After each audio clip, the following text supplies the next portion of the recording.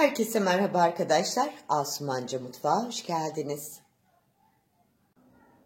Bugün ilaç kullandığınız halde geçmeyen bir öksürüğünüz varsa işte o öksürüğe iyi gelebilecek bir çay hazırlayacağız. Çayımızın adı kelebek çayı ve birkaç malzemeyle hazırlanıyor. 2 ay kadar önce grip olmuştum. Konuşamayacak kadar seri, hızlı ve kuru bir öksürüktü.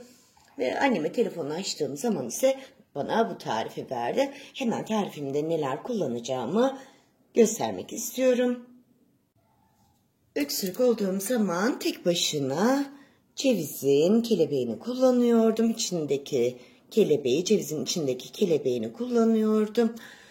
Bunu kaynatarak bunun suyunu içiyordum. Ama bunun suyunu kaynattığım halde tek başına bunun da faydasının olmadığını gördüm. İlk önce şu cevizimizin kelebeğini, cevizin içinde iki lobun arasındaki şu kelebekten şöyle bir yemek kaşığı olacak şekilde süzgecimin üzerine alıyorum ve öncelikle bunları yıkıyorum. Yıkamış olduğum cevizimin kelebeklerini cevizimin içine alıyorum.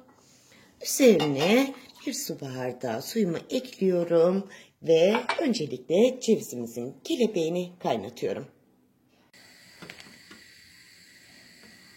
Bir su bardağı su ile cevizin kelebeğini hemen şöyle bir taşım kaynatmam gerekiyor. Birkaç dakikanın içinde de kaynayacağını göreceğiz.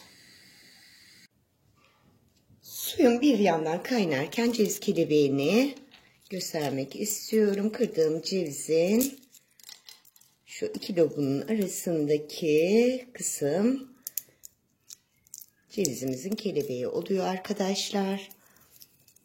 Zaten gördüğünüz gibi akciğer şeklinde.